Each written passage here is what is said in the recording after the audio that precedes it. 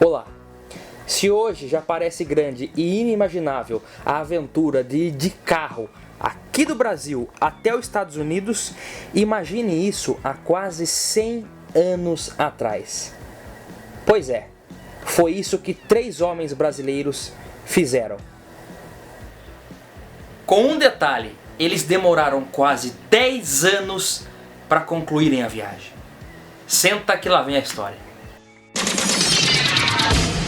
A ideia da estrada pan-americana que rasgaria e unificaria as 3 Américas surgiu no ano de 1923, num tempo que automóvel no Brasil ainda era novidade e estradas pavimentadas eram praticamente inexistentes. 5 anos depois, em 1928, o projeto ainda era considerado impossível. Foi aí que 2 homens, o tenente do exército Leônidas Borges de Oliveira e o engenheiro da aeronáutica Francisco Lopes da Cruz, decidiram provar que era sim possível traçar o projeto da estrada. Exatamente isso. Eles teriam que literalmente fazer a viagem abrindo o caminho da estrada na base da picareta, serra e dinamite. Tudo isso sem auxílio de GPS e radar. O objetivo inicial era sair do Rio de Janeiro e chegar até Detroit, nos Estados Unidos. Os carros escolhidos foram 2 modelos Ford T, um modelo fechadinho e um modelo picape, sendo que o modelo picape eles conseguiram um pouco depois. Apoiados pelo presidente do Brasil na época, Washington Luiz, eles saíram do Rio de Janeiro com o primeiro Ford modelo T que foi cedido pelo jornal O Globo e foi apelidado de Brasil. Chegando em São Paulo logo depois, eles ganharam o segundo Ford modelo T, modelo caminhonete, que foi doado também pelo jornal O Comércio. E esse, por sua vez, foi apelidado de São Paulo. O terceiro integrante dessa expedição se juntou a eles um pouco depois na cidade de Pederneiras, no interior de São Paulo. Mário Fava era um mecânico ali da cidade que sonhava em conhecer os Estados Unidos e, sabendo da ideia maluca da expedição, decidiu acompanhá-los, né? E os dois, o Leônidas e o Francisco, obviamente acabaram aceitando, até porque ele era mecânico e seria uma ótima ajuda nessa aventura. 1 ano e mais de 2.500 quilômetros depois da partida lá do Rio de Janeiro, eles finalmente cruzaram a fronteira do Brasil com o Paraguai. Durante quase 10 anos, eles percorreram 28.000 quilômetros, passando por 13 países. Brasil, Paraguai, Argentina, Bolívia, Peru, Equador, Colômbia, Panamá, Nicarágua, Honduras, Guatemala, México e Estados Unidos, onde os carros usaram 56 pneus, 1.300 litros de óleo lubrificante e 15.000 litros de gasolina. Gasolina essa que muitas vezes teve que ser improvisada pelo Mário Fava, porque era uma época em que não havia um posto de combustíveis. E eles tinham que improvisar ali de maneira artesanal um combustível que era uma mistura de querosene, que era usado para fazer a iluminação das luminárias da cidade, com uma bebida indígena à base de milho. Eles faziam essa mistureba aí e faziam o combustível. O óleo dos motores também teve que ser improvisado muitas vezes, e o Mário fazia um tipo de óleo à base de banha de lhama e banha de porco.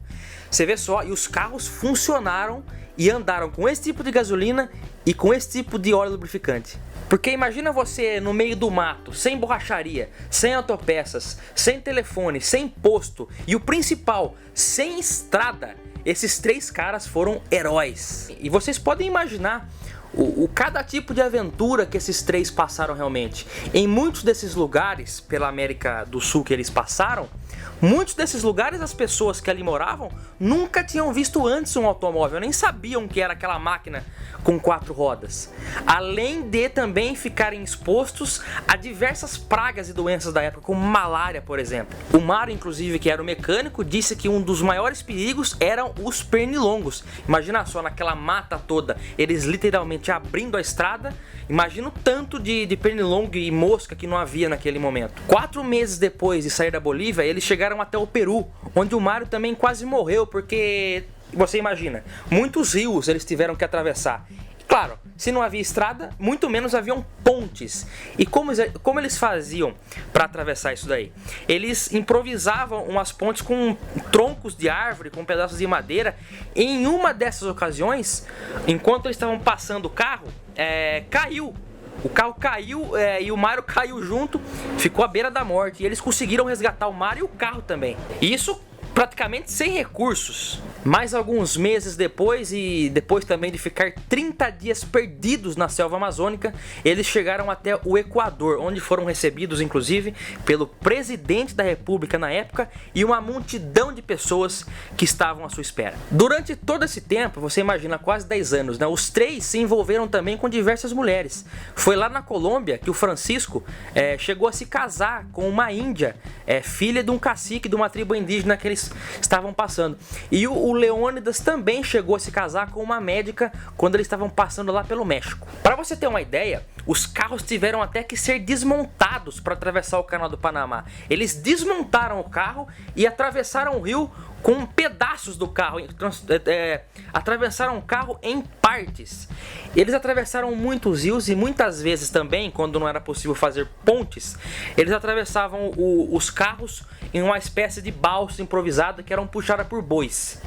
A expedição cruzou a fronteira do México com os Estados Unidos no ano de 1936, onde foram recebidos pelo presidente americano da época, Franklin Roosevelt, e por Henry Ford pessoalmente na matriz da empresa em Detroit. Ford inclusive ficou tão impressionado com a história que queria que os carros ficassem lá com ele, chegando até a oferecer uma pequena fortuna, segundo palavras dele mesmo, em troca dos dois veículos. Oferta essa que foi recusada por Leônidas, que acreditava que os dois veículos teriam que voltar ao Brasil para ficarem expostos realmente aqui no país. E assim foi feito. Praticamente 10 anos depois, os dois carros e os três homens desembarcaram de um navio no porto do Rio de Janeiro, onde foram recebidos pessoalmente pelo presidente da época, Getúlio Vargas. Os carros foram levados para São Paulo e foram doados ao Museu do Ipiranga, onde ficariam expostos.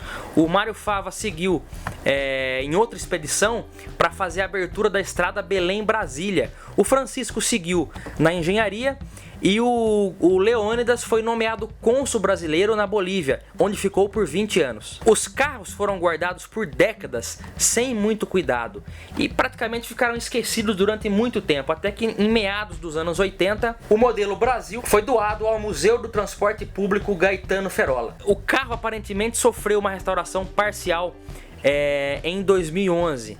Depois de muita luta burocrática, o museu Mário Fava, na cidade de Bariri, conseguiu levar o carro para lá, onde ele se encontra exposto hoje em dia. Já a caminhonete, o modelo São Paulo, não teve a mesma sorte. Segundo registros, ela simplesmente se desmanchou com o tempo e sumiu.